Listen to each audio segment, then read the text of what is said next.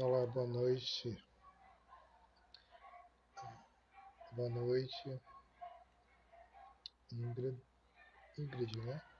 Eugênia, Rose, decoração de bolo. Aí eu não sei se é Rose ou se é Anísio. Sejam bem-vindos. Ah, o som tá bom? Só para poder ter esse retorno de vocês, por favor. Agradeço. Estão conseguindo escutar normal?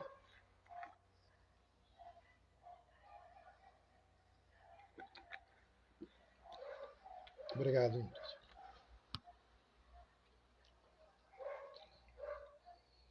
Bom, o Instagram tá mandando mensagem aos seguidores do Cetrask para que eles possam saber que nós vamos iniciar mais uma noite, mais um encontro. Então sejam bem-vindos, sejam bem-vindas. Inicialmente gostaríamos de poder fazer uma oração.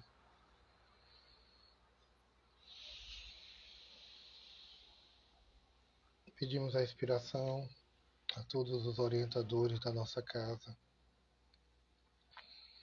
todos os espíritos amigos que nos rodeiam, para que essa mensagem elaborada em conjunto possa atingir seus objetivos, de além de esclarecedoras, ser também ponto de afago e cuidado para cada um e para cada uma que está aqui, e para aqueles que também serão atingidos por nossa mensagem. Que possamos, assim, estarmos emanados no conhecimento ao qual nos colocamos para esse aprendizado, seguindo nessa estrada, seguindo nesse caminho. Que assim seja.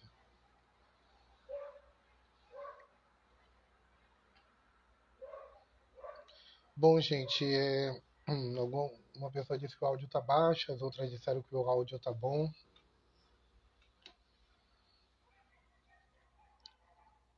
Tenta ver se aumentando o volume, mexendo aí, vocês conseguem ter uma posição melhor. Bom, sejam bem-vindos, bem-vindas. Eu também vou tentar falar um pouco mais alto.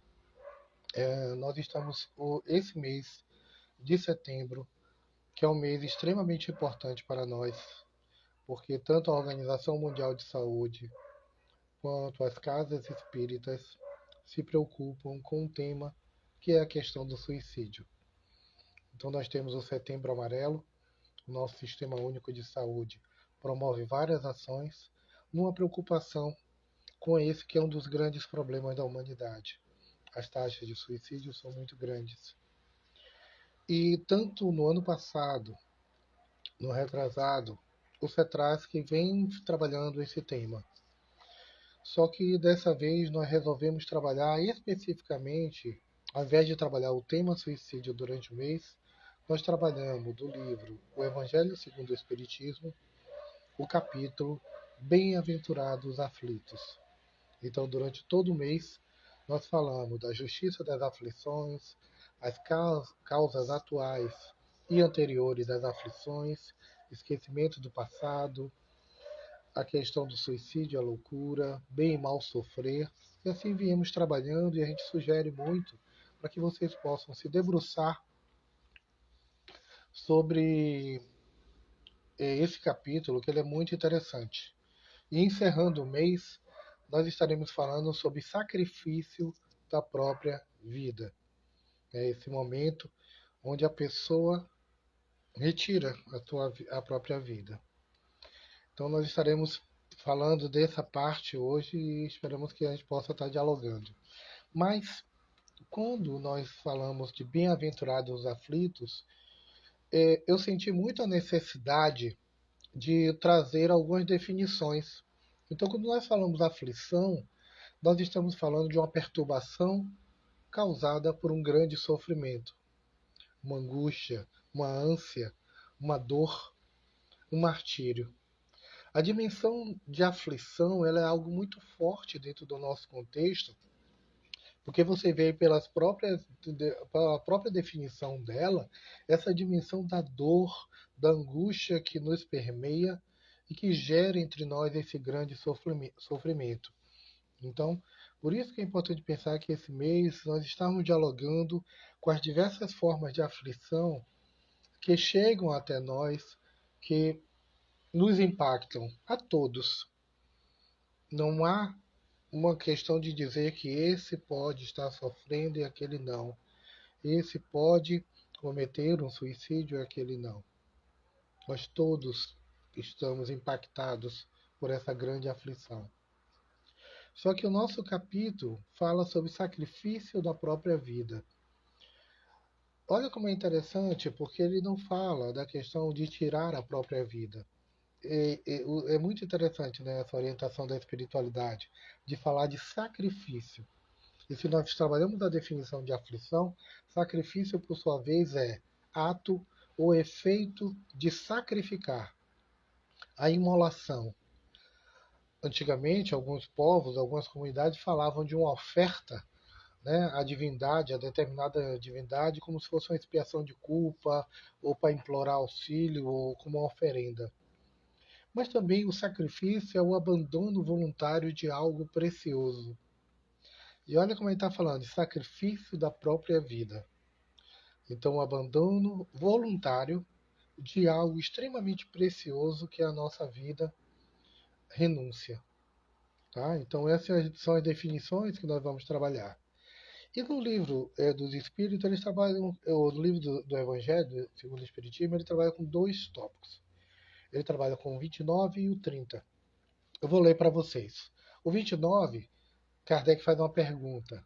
Aquele que se acha desgostoso da vida, mas que não quer extingui-la por suas próprias mãos, será culpado de procurar a morte num campo de batalha com o propósito de tornar útil a sua morte? Então, olha como é interessante, porque como naquele tempo tinham muitas guerras, né, entre os países, não quer dizer que hoje não tenha, estamos vivendo várias, seja no continente africano, seja também na Europa, mas ele traz nesse ponto a ideia do sacrifício, quer dizer, aquela pessoa que não vai tirar a própria vida, mas ela vai se colocar e vai procurar a morte, como ele dá o exemplo, no campo de batalha. E a espiritualidade responde que o homem se mate ele próprio ou faça que outro o mate. Seu propósito é sempre cortar o fio da existência. Há, por conseguinte, suicídio intencional, se não de fato. É ilusória a ideia de que sua morte servirá para alguma coisa. Isso não passa de pretexto para colorir o ato e excusá-lo, né, aos seus próprios olhos, né, e pedir licença aos seus próprios olhos. Se ele desejasse seriamente servir ao seu país, cuidaria de viver para defendê-lo. Não procuraria morrer, pois que morto de nada mais lhe serviria. O verdadeiro devotamento consiste em não temer a morte, quando se trate de ser útil, em afrontar o perigo, em fazer de antemão e sem pesar o sacrifício da vida, se for assim necessário.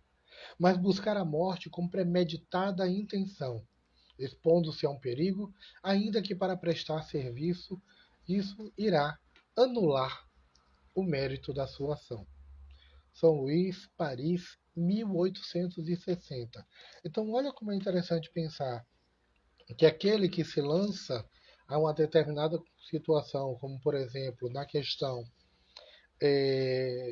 da guerra, ou quando nós vimos, por exemplo, pessoas que se arriscam muitas vezes sem o dito cuidado, por exemplo, a gente sabe que às vezes tem a dimensão do desespero, né?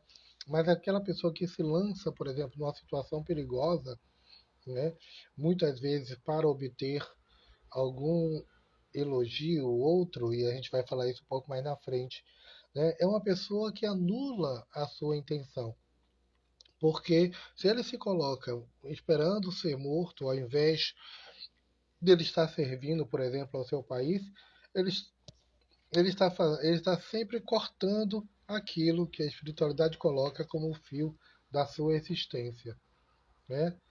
E aí é interessante que a gente vai no Livro dos Espíritos e na questão 944, Kardec pergunta à espiritualidade: tem o homem o direito de dispor da sua vida? Dispor da sua vida?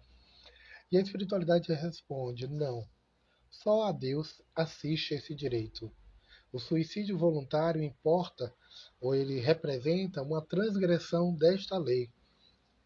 Isso dentro de um diálogo que estamos fazendo hoje, em 2023, e não como o Livro dos Espíritos joga em 1857, né?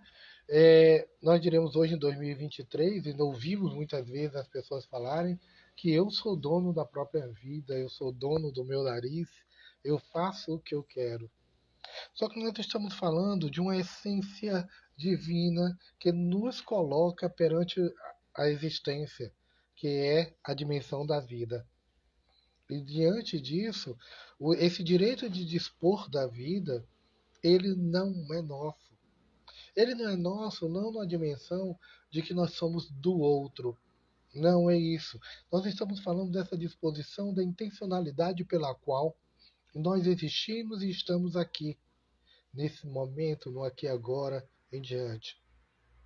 Então, esse reconhecimento do nosso fazer e da importância pela qual nós existimos nos coloca com a responsabilidade muito grande desse tesouro que nós temos, que é a nossa vida.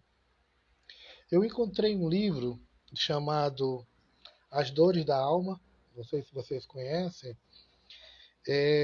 pelo médium Francisco do Espírito Santo, Santo Neto, e ditado por Hamed, né? E ele tem várias passagens, ele fala sobre vários tópicos, né? Ele vai tratar de crueldade, orgulho, irresponsabilidade, crítica, ilusão, medo, preocupação, vício, solidão, culpa, mágoa, egoísmo, baixa autoestima, que é o que a gente vai abordar. Então, repetindo o livro, As Dores da Alma. Tem também um outro, Os Prazeres da Alma. E eles têm um trecho que ele diz assim, eu vou ler para vocês, tá? Aqui. O sentimento de inferioridade ou de baixa estima associa as criaturas a uma resignação exagerada, a um alto desleixo ou descuido das coisas pessoais. Então nós estamos falando exatamente desse indivíduo, desse processo ao qual muitas vezes nós vivemos e estamos acompanhando, como essa dimensão da baixa autoestima ela é forte no nosso cotidiano e nessa sociedade que nós estamos vivendo. A espiritualidade, Hamed continua. O sentimento de autopiedade pode nos tornar doentes fisicamente. Uma espécie de invalidez psíquica. Envolve-nos a existência e, a partir daí, sentimos-nos inferiores e incapazes, levados a uma perda total da confiança em nós mesmos. Então, olha como é interessante ele falar desse sentimento de autopiedade que a gente se coloca, né? E ele diz que a piedade aqui referenciada é o sofrimento moral de pesar ou de aflição que sentimos por autopunição. É um processo muito que encaixa uma coisa na outra. Então, minha baixa autoestima, esse meu sentimento de autopiedade, né, entre nós, e que está extremamente relacionado à autopunição. Nós nos cobramos exageradamente, nós nos culpamos exageradamente. É claro, muitas vezes nós vamos ter falhas, nós vamos cometer falhas. E nós precisamos compreender quem nós éramos quando nós cometemos aquela falha e quem nós somos hoje. Então, o processo de luta, de transformação, ele é importante para que nós possamos largar esse fardo dessa culpa, né, que está relacionada a essa autopunição. Continua o benfeitor. Ter pena ou dó, em muitas circunstâncias, pode não ser um sentimento verdadeiro, mas sim uma obrigação social aprendida a ser demonstrada diante do infortúnio alheio. Olha, de novo interessante, né? Apenas às vezes uma obrigação social. Então eu tenho pena, né, de alguém, eu tenho dó de alguém, né? Porque alguém não está bem, alguém está passando mal, eu tenho pena dele. às vezes isso não é efetivamente sincero, não é profundamente no nosso coração. No entanto, a sensação que experimentamos de amor, permeada de respeito e afeição pelos outros, revela-nos reais sentimentos denominados de benevolência e de compaixão. O real sentimento, fortemente relacionado ao amor. Isso é o que vai nos colocar, e não a ideia de pena ou de piedade pelo outro. A baixa autoestima ou autopiedade, continua Hamed, pode nos levar a ser vítimas de nós mesmos, pois estaremos somatizando essas emoções negativas em forma de doenças. Os sintomas da enfermidade podem ser considerados a forma física de expressar uma atitude interna ou mesmo um conflito. Então, muitos dos nossos problemas estão no nosso pensamento, estão no nosso íntimo, que vão aparecer no nosso corpo através de várias enfermidades. Seja ela a hipertensão, seja ela a diabetes, seja ela as dores de cabeça. Nosso corpo vai apresentar isso, ele vai somatizar, ele vai apresentar isso dessa forma. Portanto, doentes não são somente as vítimas inocentes de algum desarranjo da natureza, mas também os facilitadores de sua própria moléstia. Então, nós vamos falar de doentes ou de pessoas adoecidas, não são somente aquelas pessoas que nascem com uma determinada doença. Nós vamos falar daquelas pessoas que são facilitadoras dessa sua própria doença. Os acontecimentos em si mesmos, continua Hamed, nunca têm muito sentido. Precisamos, então, aprender a discernir o que há por trás do aspecto físico, ou seja, atingir o conteúdo metafísico das coisas, o que é que está por trás das coisas. A importância e a mensagem de um fato ou de um acontecimento somente podem ser classificados quando eles são interpretados em seu significado. Por que que isso está acontecendo comigo? Né? Eu estava conversando, a gente fala muito isso, né? Que nesse processo de reencarnação, nesse processo de muitas vezes algo que está acontecendo com a gente, eu estava fazendo não sei se é correto que eu digo assim, eu não estou aqui afirmando e tomando como uma posição correta. Mas eu estava dizendo, e a gente estava fazendo essa diferenciação do que normalmente a gente pergunta por que isso está acontecendo comigo. Por que que isso eu estou vivendo, eu estou passando por isso? E eu estava pensando que quando a gente pergunta por quê, a gente está pensando com foco na questão material. Material do nosso corpo, do corpo físico, das nossas dores, da nossa existência. E aí tem uma coisa importante que é quando a gente pergunta para quê? Para que está acontecendo isso comigo? O que é que isso quer me ensinar? O que é que isso quer me dizer? O que é que isso me traz de aprendizado, de conhecimento? E para que é o campo espiritual? Por que é a ligação nossa com a matéria? Para que é o nosso entendimento, é a compreensão que a gente vai para o lado espiritual, que a gente entende para quê? Para a minha evolução, para o meu crescimento, para me despertar sobre as minhas mais inclinações e mais tendências. É nessa hora que é o para quê. Quando deixamos de interpretar, segue Hamed, as ocorrências da vida e o segmento natural que implicará seu destino, a nossa existência mergulhará numa total falta de sentido. Por isso que a gente fala, eu não sei porque eu estou aqui, eu não sei porque isso acontece na minha vida, eu não sei porque as coisas são desse jeito. Porque a gente deixa de interpretar as ocorrências, as coisas que acontecem. E a gente começa a achar que o turbilhão de coisas que vêm, elas parecem vir como se fosse uma pena, como se fosse uma maldição. Me lembra, eu tenho 56 anos, tá? Algumas pessoas aqui mais velhas também vão lembrar. Me lembra um desenho animado que tinha uma hiena e um leão, Hip e Hard. Hard, a hiena, ficava dizendo: ó vida, ó céus, ó dor, ó azar. E ele vivia. Aí o outro falava uma coisa e fazia: não vai dar certo, isso vai dar errado. E era o tempo todo isso. E a gente faz muito isso com a gente. Hamed nos coloca. A doença sempre tem uma intencionalidade e um objetivo, surgindo nas criaturas de baixa autoestima, a fim de alertá-las de que existe uma descompensação psíquica, que é o seu sentimento de inferioridade, e da necessidade de harmonizar. Os traços psicológicos dos indivíduos que sentem autopiedade são reconhecidos pela ausência de experiências interiores. E aí, interessante da possibilidade, por exemplo, de conversar com uma amiga ontem, eu falando da importância dela vivenciar experiências espirituais. E eu alertei ela, não estou falando de experiência religiosa, estou falando de espiritualidade.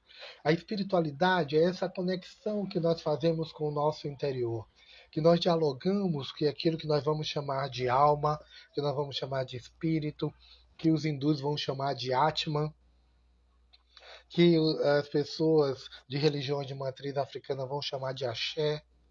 Essa essência que tem dentro de nós, que é chamada de vários modos. Se percebe exatamente isso na necessidade dessas experiências interiores. Porque nós temos, gente, muita experiência exterior.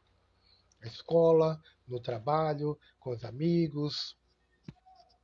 A gente vive praticamente o tempo todo na rua da nossa vida e não na casa da nossa vida. Continuando, Hamed.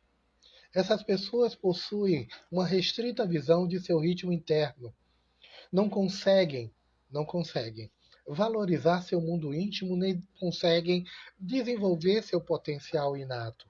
Quer dizer, as suas capacidades que ele tem latentes, da intuição, da percepção, da inspiração. Deus criou todos os espíritos simples e ignorantes, isto é, sem saber. Os espíritos em sua origem seriam como as crianças, ignorantes e inexperientes, só adquirindo pouco a pouco os conhecimentos de que carecem com o percorrerem as diferentes fases da vida. Isso está lá no Livro dos Espíritos. O que acontece é que estamos saindo da inconsciência para a consciência, da transitoriedade para a permanência, da personalidade para a individualidade, da razão para a intuição, do estar para o ser. Eis o processo de evolução das almas. Nós estamos nessa transitoriedade. Nós falamos e já trouxemos aqui muitas vezes a fala sobre aquele outro livro, né, do mundo de transição, desse mundo de provas e expiação para um mundo mais elevado. Mas e nos dias atuais? Porque muitas vezes, quando nós falamos isso, nós pensamos na espiritualidade trazendo questões um pouco mais no passado, né? E isso é bom a gente poder se tocar, porque muitas vezes é interessante a gente perguntar: e agora? Nós realizamos um seminário no início de setembro e foi interessante que as perguntas da plateia eram todas sobre o aqui e agora. E é importante que a gente se dê conta de um espiritismo vivo, de um espiritismo atual, de um espiritismo contemporâneo. Não que haja um espiritismo passado, mas o que eu estou dizendo é trazer esses ensinamentos para o mundo de hoje. Prestem atenção, uma frase de Kardec, um texto de Kardec em 1862. Percebam como ele é atual. Kardec falando sobre a sociedade da decepção. Ele diz: o homem chegou a um período em que as ciências, as artes e a indústria atingiram um limite até hoje desconhecido. Se os gozos que dela tiram satisfazem a vida material, deixam um vazio na alma. O homem aspira a algo melhor, sonha com melhores instituições, quer a vida, a felicidade, a igualdade, a justiça para todos. Mas como atingir tudo isso com os vícios da sociedade e, sobretudo, com o egoísmo? Vocês conseguem se dar conta de que essa frase, esse texto, né, esse trecho, é de 1862? Eu estou falando de mais de 150 anos atrás.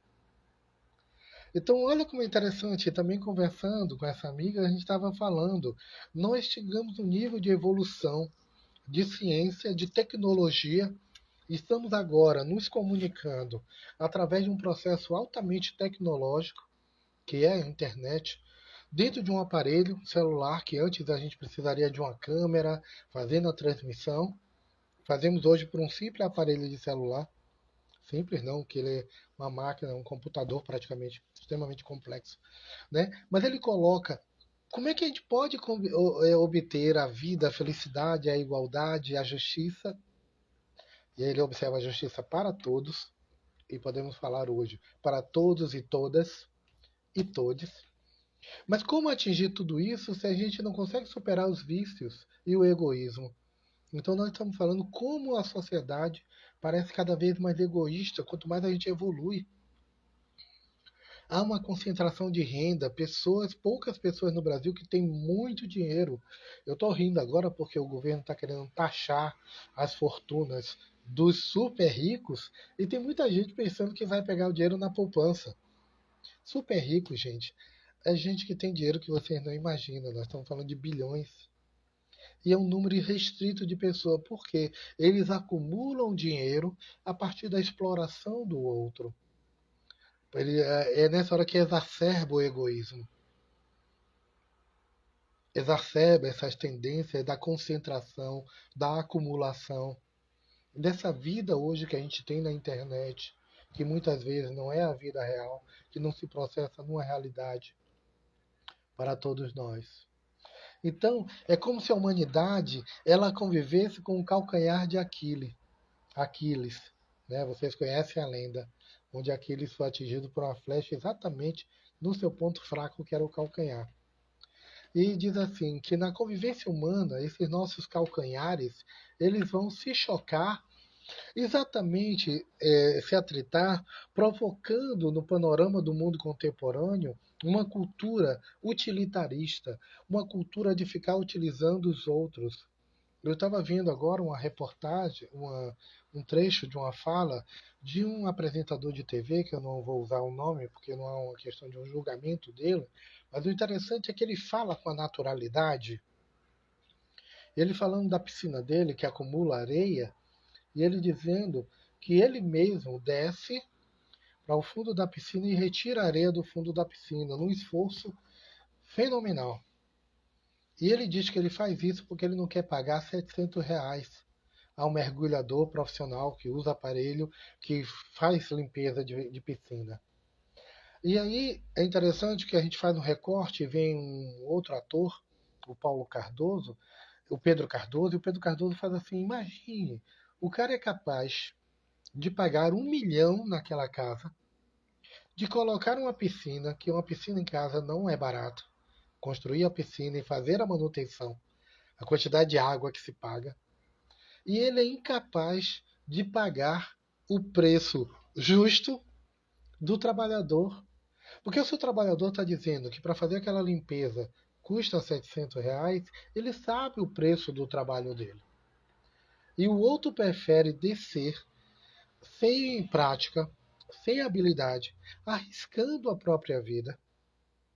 Olha aí o que a gente está falando, o sacrifício da vida, por, por egoísmo, miserabilidade. Esses são os tempos atuais que a gente está vivendo, onde há essa inversão de valores. Por isso que a MED fala, nós precisamos deixar de estar, nós precisamos ser, né? E aí nós precisamos pensar, todos nós, por isso que eu comecei trazendo essa fala, onde estão os nossos calcanhares de Aquiles? Como nós estamos lidando com as nossas vulnerabilidades? Porque nós temos, e não são poucas. E nesse ponto, tem um autor chamado Simonetti, ele tem um livro chamado Luzes do Caminho, e ele nos alerta numa coisa muito linda. Ele diz assim, ó, considere, entretanto, que a verdadeira vulnerabilidade, aquilo que é o nosso calcanhar de Aquiles, situa-se na sintonia mental desejada, desajustada, a partir dos pensamentos e sentimentos que cultivamos em determinadas circunstâncias. É ela que irá abrir as portas da nossa alma, facultando a pressão das nossas sombras. Os desajustes que surgem a partir daí, físicos e psíquicos, situam-se por mero efeito e vão repercutir profundamente no nosso corpo. Importante que a gente possa fazer o reajustamento, porque senão a gente permite essa conexão com as sombras. A Federação Espírita Brasileira ela lançou uma campanha chamada Em Defesa da Vida, Suicídio Não. Né? E tem uma pequena parte que ele fala por que as pessoas cometem suicídio. E a Federação nos traz, os autores, que são várias essas causas que conduzem o ser humano ao suicídio. Todas indicativas do desconhecimento de como funcionam a justiça e a misericórdia divina. E aí nós vamos falar do materialismo severo, a solidão, a depressão, as enfermidades incuráveis, a violência, os maus tratos, abusos de todo tipo, pobreza extrema, fanatismo religioso, negligência e abandono familiar, perdas afetivas, alcoolismo, drogatização, distúrbios mentais, desesperança, obsessão de espíritos. Então, é um fenômeno complexo e que a gente precisa se preparar para enfrentar todos esses desajustes. Por isso é que eu peço ajuda ao nosso companheiro, como fala o Erasmo Carlos, o nosso amigo Roberto Carlos. Roberto Carlos tem uma música chamada É Preciso Saber Viver, cantada atualmente pelo Titãs. Olha como é interessante. Ele diz assim: quem espera que a vida seja feita de ilusão, pode até ficar maluco ou viver na solidão. É preciso ter cuidado para mais tarde não sofrer. É preciso saber viver. Toda pedra no caminho você pode retirar. Numa flor que tem espinhos, você pode se arranhar. Se o bem e o mal existem, você pode escolher. É preciso saber viver. E aí ele repete enfaticamente: é preciso saber viver. É preciso saber viver. É preciso saber viver, saber viver. Então, essa música depois repete: toda pedra no caminho, você pode tirar. Olha como é interessante as colocações, né? Vamos começar nessa parte. Quem espera que a vida seja feita de ilusão? Nós vivemos o tempo todo no mundo da ilusão, da materialidade, do carro que a gente quer comprar, da casa, disso, daquilo, de me dar bem na vida. É ilusão. É ilusão na medida de que não existe. Você vai ter que trabalhar, você vai ter que se esforçar, você vai ter que fazer uma série de evoluções. Mas, de novo, por que essa luta para conquistar essas coisas materiais, descuidando das coisas internas? Ele diz que você pode ficar maluco, né? E aí nós já falamos das questões da saúde mental. Ou viver na solidão. É preciso ter cuidado para mais tarde não sofrer. Olha como é interessante, parece que ele está falando de reencarnação, né? É preciso ter cuidado para mais tarde não sofrer. Porque depois, quando você faz a passagem e você chega no outro plano e se dá conta da oportunidade que você teve e que você perdeu. E você percebe quanto você sacrificou de sua vida. E ele diz: toda pedra no caminho você pode retirar. E aí eu dou até uma outra interpretação. Toda pedra no caminho você pode até contornar ela, porque às vezes tem uma pedra muito grande e que não dá para a gente retirar, mas a gente pode contornar, dar a volta. Numa flor que tem espinhos, você pode se arranhar. Se o bem e o mal existem, e eles existem dentro de nós. Você pode escolher. É preciso saber viver.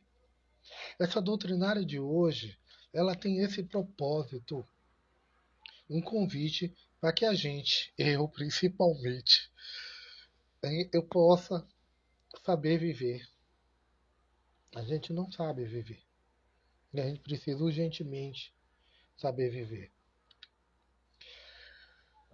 No Livro dos Espíritos, desculpa, no Evangelho segundo o Espiritismo, e aquela dimensão primeira que nós falamos, né? Desculpe. Não, no Evangelho. Isso, no Evangelho. Ele diz uma coisa muito interessante. Por que a vez de avaliar a justiça divina pela vossa? Podeis supor que o Senhor dos mundos se aplique por mero capricho a vos infligir penas cruéis? Nada se faz sem um fim inteligente. Seja o que for que aconteça, tudo tem sua razão de ser. Então é aquela coisa da gente parar de perguntar por quê. Porque senão a gente entra nessa, por que Deus fez isso comigo? Por que Deus quis que fosse assim?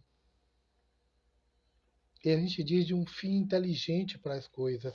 Mas aí é nessa hora que a gente pergunta para quê? Me lembra, gente, um outro cantor, Gonzaguinha, que na música o que é, ele diz que a vida é o sopro do Criador numa atitude repleta de amor. A gente canta muitas vezes essa música porque ela é um samba, né? E a gente não se dá conta da potência das frases. Gonzaguinha mesmo é um cara extremamente poderoso nas frases. Olha o que a vida é. O sopro do Criador numa atitude repleta de amor. E aí, nós vamos para a segunda questão, a número 30. Olha como o tempo a gente levou mais de meia hora, só na 29.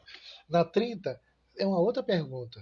Se um homem se expõe a um perigo iminente para salvar a vida de seus semelhantes, sabendo de antemão que sucumbirá, pode o seu ato ser considerado suicídio? Nós vimos recentemente um pai que se jogou nas águas de um rio para salvar os filhos e o pai não sabia nadar.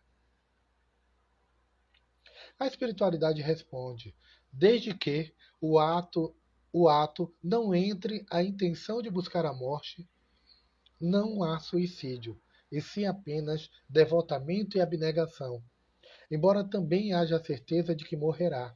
Mas quem pode ter essa certeza? Quem poderá dizer que a providência não reserva um inesperado meio de salvação para o momento mais crítico? Não poderia ela salvar mesmo aquele que se achasse diante da boca de um canhão? Pode muitas vezes dar-se que ela queira levar ao extremo limite a prova de resignação. E nesse caso, uma circunstância inapropriada desvia o golpe fatal. Né? Então, olha como é interessante pensar que muitas vezes as pessoas vão tentar fazer um intento, por exemplo, como esse, muitas vezes, aquela famosa frase, para se aparecer, né? Para ser elogiado. E pode acabar, aí sim. E aí a espiritualidade traz essa coisa da intenção como extremamente importante perceber. Tá? Tanto que esse tema é tratado no Livro dos Espíritos também na questão 951, quando Kardec pergunta: não é às vezes meritório o sacrifício da vida quando aquele que o faz visa salvar de outrem ou ser útil aos semelhantes? Então imagina, a gente estava abordando um evangelho, mas aí no Livro dos Espíritos a espiritualidade diz: isso é sublime, conforme a intenção, e em tal caso o sacrifício da vida não constitui suicídio. Todo o sacrifício que o homem faça à custa da sua própria felicidade é um ato soberanamente meritório aos olhos de Deus, porque resulta da prática da lei da caridade. Pessoas que se jogam nas chamas para tirar pessoas de incêndio, né? Ele está colocando a vida dele em risco. Pessoas que se jogam na frente de um carro para poder tirar uma pessoa que ia ser atropelada. Nós vamos ter vários casos. Mas essa pessoa não almejava tirar a própria vida, mas ela se colocou numa situação de risco por causa de outro. Então, para julgarmos de qualquer coisa, precisamos ver as consequências.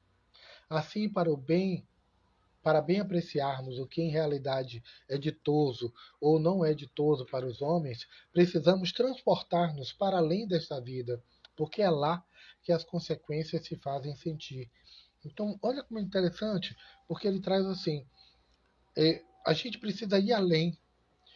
Uma pessoa que muitas vezes pode morrer nessa situação e alguém disser, olha, ele foi um herói, essa pessoa, além, no outro plano, pode estar sendo apresentada a sua real intenção daquele ato e será exposto de dizer: você queria os flashes, você queria notoriedade, você queria ser reconhecido como alguém que salvou tantas vidas. Você não estava ali realmente por aquelas pessoas. Nem a riqueza, nem o poder, nem mesmo a juventude são condições essenciais à felicidade. Né? Isso é interessante que foi o tema da nossa doutrinária recentemente. Né? Kardec ainda traz no livro do Evangelho uma passagem muito interessante que diz que o homem que mate ele próprio, ou faça que o outro mate, o seu propósito é sempre cortar o fio da existência. Há, por conseguinte, um suicídio intencional, se não de fato. O verdadeiro devotamento consiste em não temer a morte, quando se trata de ser útil, em afrontar o perigo, em fazer de antemão e sem pesar o sacrifício da vida se for necessário, desde que, no ato, não entre a intenção de buscar a morte, não há suicídio, e sim apenas devotamento e abnegação. Então, por isso que nós hoje, ao abordarmos o sacrifício da própria vida, nós vamos trabalhar muito, muito, muito esse pensar sobre abnegação e devotamento. Deus consola os humildes e dá força aos aflitos que lhe pedem. O seu poder cobre a terra e por toda parte, junto de cada lágrima, colocou ele um bálsamo que consola. A abnegação e o devotamento, que são uma prece contínua e ininterrupta e que encerram um ensinamento profundo. Tomai, pois, por divisa essas duas palavras, devotamento e abnegação, e sereis forte, porque elas resumem todos os deveres que a caridade e a humildade vos impõem. Uma forma de devotamento e abnegação, por exemplo, de uma figura muito hoje popular, eu digo popular no sentido conhecida, é o Padre Júlio Lancelotti. Padre Júlio está sendo ameaçado todos os dias, e ele continua todos os dias a sair às ruas para alimentar os pobres, para acolher as pessoas de rua, os moradores, as pessoas em situação de rua. E ele faz isso para além da própria vida, porque ele sabe que a vida do outro é extremamente importante. Essa semana, uma pessoa mandou para ele sobre a questão da filmagem, fez assim: você gosta de filmar para se aparecer, né? E Padre Júlio respondeu: não sou nem eu que filmo. Mas se te incomoda o que eu faço, venha fazer comigo. Porque é interessante como nos incomoda a gente ver uma pessoa fazendo algo de caridade, de abnegação. Olha como é interessante, às vezes, na nossa sociedade, dizer: ah, mas ele não está ganhando nada, ele quer alguma coisa com isso. Muita gente diz isso. Muita gente não consegue compreender o ato abnegado e o devotamento que nós colocamos, por exemplo, nas nossas ações, que vai para além de qualquer tipo de ganho. A pessoa que espera um aplauso, a pessoa que espera até mesmo um obrigado, é uma pessoa que está ali esperando pelo seu próprio ego, esperando cunhar o seu próprio ego. Assim, nós vamos caminhando. para o final da nossa doutrinária. E parece quase que uma doutrinária musical, né? Só que eu não canto. Melhor para vocês que eu não cante. É a música o que é, aquela que eu citei um pouquinho atrás. Foi interessante. Quando eu fui fazer essa doutrinária, eu pensei, como o tema era sacrifício da própria vida, dentro do capítulo Bem-aventurados os aflitos, eu fiz, olha, eu vou trabalhar com a definição de aflição, vou trabalhar com a definição de sacrifício. Eu apresentei a vocês. Quando chegou na parte de vida, eu fiz, vou apresentar a definição de vida. E aí, olha, nossos companheiros nos ajudando a fazer essa palestra. Aí os companheiros disseram assim, o que é a vida? E na hora eu lembrei de Gonzaguinha. Essa música, ela começa com Gonzaguinha dizendo uma frase que muita gente não se toca. Por que ele começa a música, né? Falando das crianças.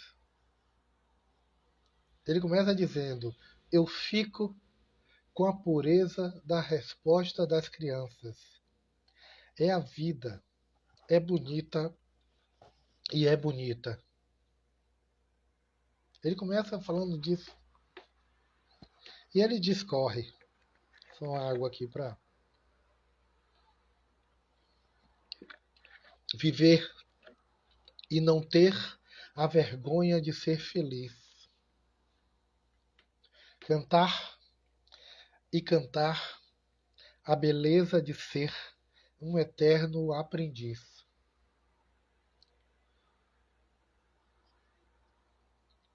Eu sei que a vida devia ser bem melhor, e será. Mas isso não impede que eu repita. É bonita. É bonita.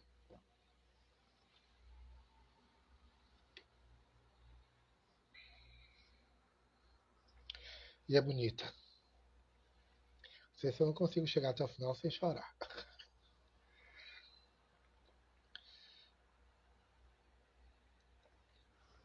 E a vida? E a vida o que é? Diga lá, meu irmão. Olha como é interessante ele se colocar nessa dimensão de perguntar o que é a vida. E aí ele vai catando várias respostas. Ela é a batida de um coração. Ela é uma doce ilusão. Mas e a vida? Ela é maravilha ou é sofrimento? Ela é alegria ou ela é lamento? O que é? O que é, meu irmão? Há quem fale que a vida da gente é um nada no mundo. É uma gota, é um tempo que nem dá um segundo. Há quem fale que é um divino mistério profundo. É o sopro do Criador numa atitude repleta de amor. Você diz que é luta e prazer.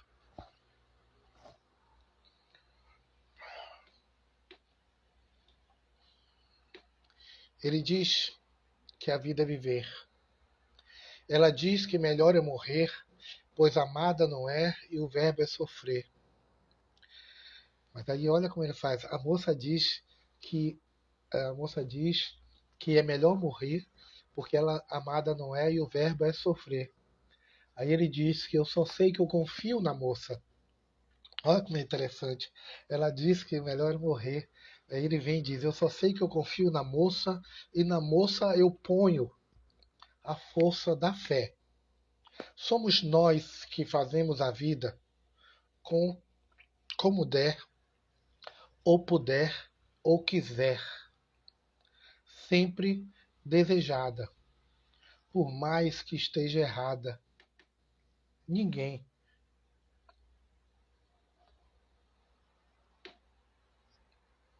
ninguém quer a morte. Só saúde e sorte. E a pergunta roda, o que é, e a cabeça agita, e eu fico com a pureza da resposta das crianças. É a vida, é bonita e é bonita. viver e não ter a vergonha de ser feliz. Que todos nós possamos, já pensando nem de não ter uma oração final para essa doutrinária de hoje, porque eu já estou considerando essa música como se fosse nossa oração. Viver e não ter a vergonha de ser feliz. Cantar e cantar e cantar. A beleza de ser um eterno aprendiz. Eu sei que a vida deveria ser bem melhor, e será. Mas isso não impede que eu repita. É bonita, é bonita e é bonita. Uma boa noite a todos. Ui, bati aqui o fio. A emoção. Uma boa noite para todos e todas. Que vocês possam ter um bom final de semana. Que essa doutrinária de hoje possa ter nos trazido aprendizado, conhecimento e mexido com os nossos interiores. Então, queria deixar um grande abraço a cada um e cada uma que estiveram hoje com a gente.